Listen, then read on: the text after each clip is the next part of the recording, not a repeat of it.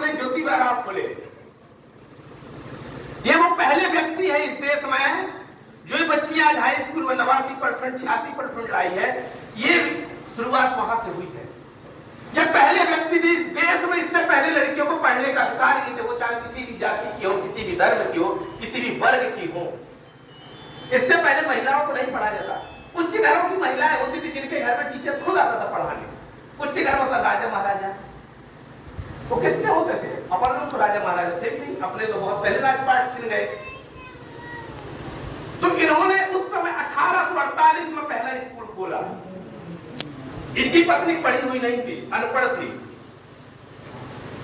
इन्हें स्कूल खोलने की जरूरत थी। इनकी पत्नी बोली मैं पढ़ूंगी।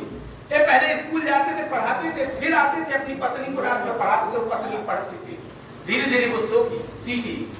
तो जब पहला स्कूल खोलने की बारी आई तो ब्राह्मणों ने इनका विरोध कर दिया, पुरोहितों ने, और धर्म का ठेका दिखाया। गांव गांव जाके कहा यदि स्कूल एक शूद्र जाति का व्यक्ति, नीच जाति का व्यक्ति, अछूत जाति का व्यक्ति स्कूल खोलेगा, वो भी लड़कियों के लिए, अगर लड़कियां पढ़ेंगी तो इस समाज में अकाल पड़ेगा, सूखा पड़ेगा, बाढ़ आएगी, बीमारियां आएंगी, आप मर जाएंगे, भगवान का प्रकोप होगा। ये आपको डर दिखाया जा रहा था। जो लोग पढ़े लिखे नहीं थे, कुछ सहयोग। मैं घटना बताता हूं परसों की बिहार की है।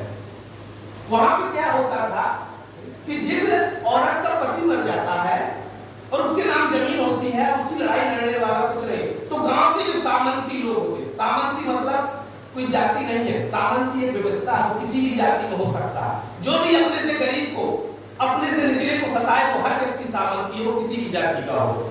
अगर अपनी जाति का, अपनी ही जाति व्यक्ति का शोषण कर रहा, आप सब खुल के विरोध करो।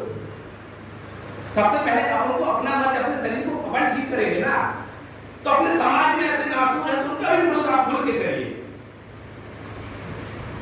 अपन अपने पहले सुधारेंगे तभी तो आप दूसरे, कब तक आप ब्राह्मणों को गाली देंगे, कब तक दूसरों को गाली? गाली से कुछ होता है क्या? हमें सीख लेनी है।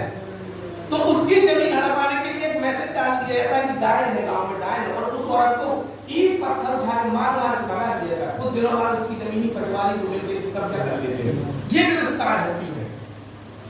तो वही इस तरह व्यवस्था थी। तो इनके मम्मी पापा ने घर से निकाल दिया। आप जिन मुसलमानों से नफरत करते हैं, वो मुसलमान व्यक्ति था उस्मान बेग, जिन्होंने अपना घर, अपना पाड़ा दे दिया कि मेरे पाड़े में आप स्कूल खोल लो। और उनकी बहन